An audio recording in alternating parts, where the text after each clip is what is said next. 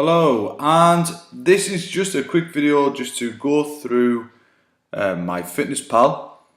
I'm just going to show you how to set things up based on your calorie allowance and how to sort of input some of the data on there, some of the things and some of the foods on there, so you can start making a sort of a track and a log of the foods you eat, in what quantities and how often. And I'm going to show you a couple of shortcuts so you're not constantly having to put the same foods in over and over and over again. You can kind of just mimic the same days. So first of all, you need to click and download the app first. That's always very useful. You can do this on desktop as well, but I find having the mobile app is just a lot more easier for you to use.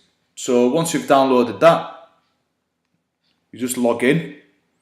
Once you've given all your details and things like that, it'll ask you what your goal is. Now, the thing is with MyFitnessPal, their equations and calculations aren't all that accurate. So I prefer to use an alternative method, and that I think I've explained in the cheat sheet. So what you want to do is, once you've set that up, is go to nutrition, go over to your calories there, and that will tell you what you've had for that day, and it will tell you in what meals you've had and what percentage of those calories make up those meals throughout the day. Now, first of all, we need to obviously work out what your goals are. So obviously we tap on the goals there. So in the top there it says starting weight, current weight, goal weight, and weekly goal. Now this is how you can change it and alter it. So I'm just going to kind of go through mine as if I was starting all over again. What I'm going to do is I'm going to change it slightly. I'm going to say I'm 90 kilos. And my goal weight is to maintain that. So again, I'm going to go goal weight is still the same weight. My weekly goal is to maintain the weight. Now, I'm very active throughout my job. I train multiple times a week. So I'm not going to use that today. So I'm going to say I'm lightly active, which makes up the majority of the population. So this will mean it will reset any custom goals that I have. I'm happy to do that because I can just go back and alter them when I've finished.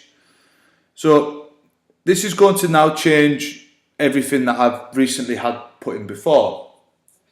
Now, once we've done that, we need to then come to the tab where it says calorie and macronutrient goals. Tap on that. Okay, so this is going to tell me how many calories I have to have a day, 2,660. Underneath that is telling me that 50% of my calories are going to be made up of carbohydrates, and I'm going to have 333 grams. Underneath that, I've got 20% of my calories coming from protein, 133 grams, and I've got 30% of my calories coming from fat, which is 89 grams. Now, this is a default setting by MyFitnessPal. I would recommend, if you've just started doing this, just to go with what MyFitnessPal have said and just kind of roll with that. There is a way of bypassing that calculation and making your own up that is very specific to you, and they can be tweaked. But I won't go into that today. So once you've put that in and you've got all that, now's the time to start tracking what you eat. So now we're going to go back to home, which is in the bottom left, and then you'll see this blue circle with a cross in. If you tap on that, it'll come up with these options below. Now, the only one that we're interested in is food, and today I'm going to just type in some real quick things for breakfast. So breakfast, you can see here I have a list of things that I eat quite a lot of. So it's once you start building this up, almost see it as a database of foods that you've already got. So then this is what I mean by not having to constantly add in new foods. You're kind of getting a database built up, and MyFitnessPal remembers this, so it's quite easy to add. Now, what you can go to is frequent, and then it'll tell you all the frequent foods that you have there. Okay, again, you need to add these in.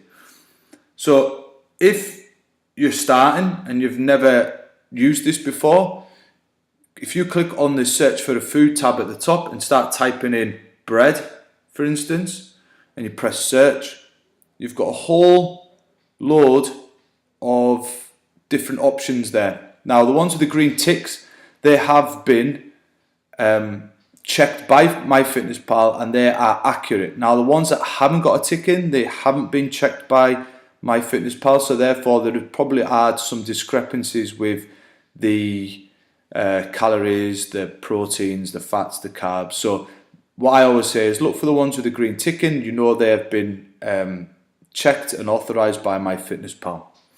So say for example that you scroll through all of these and you can't find the bread you're looking for. If you look into the top right hand corner, you'll see what looks like a bar scan, like a barcode. Now if you tap on that, what will happen is you'll get a camera come up. Now I'm just going to put some foods out here that I would tend to have for breakfast. So we've got some cereal here. Now if this is the cereal you have, what you need to do then is look for the barcode, which tends to be on the bottom. So once I line that up, what MyFitnessPal then is going to do is scan that barcode. Hopefully this will work. Great. Now it's told me it's honey nut shredded wheat. There's 215 calories in a 40 gram serving. Now, if I have 2 servings, all I need to do is then adjust the serving size. Always go by decimals because then it's easy for you to work out. I'm going to take 2 servings of that because they are nice. So there you have it. It's now giving me 430 calories and it's giving me the little carbohydrates, fats and protein slide down here, showing me what's in there. So I want to say I've had that, so I'm going to tick the top right hand corner where there is a tick. I'm going to tick that, and now I have honey nut shredded wheat added in for breakfast. Now this say for lunch, I'm going to do the same. I can't find what I'm looking for, so I'm going to tap this top right hand corner here. I'm going to have some muscle mousse protein pancakes. Spin that round, find the barcode, scan that. Great. Okay, so now it's telling me the pancake mix is 194 calories. It's got your carbs, fats and proteins in the top. I'm going to have 1 serving of them. And so basically you just carry this on. Now if you look in the top box there, it'll say calories remaining, 2,660. Of that, I've had 624 calories of food, and what I have remaining is 2,036. So now I just have to go throughout the day and just kind of log in what I need to do. Now, let's say, for example, I delete all that, okay, and now I have built up a database of foods, and I want to go back through the food that I had yesterday. I tend to eat the same things for breakfast, so if I start that again, okay, I can then start looking at my frequent foods. So quick oats, type in what I want there, egg scrambled, rye bread, sweet potato whey. You know, you've got all these foods that I tend to eat a lot of. It's their database for me now. The other thing that I'm going to try and show you, if it will allow me to do it, is I haven't logged for quite a while, but there is an option here where it'll say add, quick add. So that'll give you the option there to add in the food that you know is it's maybe not listed and the barcode doesn't work. So that'll be one way of doing that. what you can do is then copy from the date. So the last time I had breakfast and I logged it was, I'm going to say, the very beginning of April. Put that in, and there's no date. That's awkward. Okay, I think it only goes back as far as that. Okay, so that hasn't worked, but you kind of get the gist of it.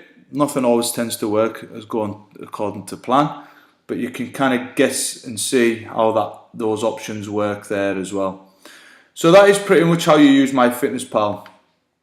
Now, just one little side note to this is that when you tap on this little blue icon here, you'll see exercise. Now, I highly recommend you don't use this option because there is too many variables. So when you put all this like aerobics low impact, you know, I did it for 30 minutes, 224 calories.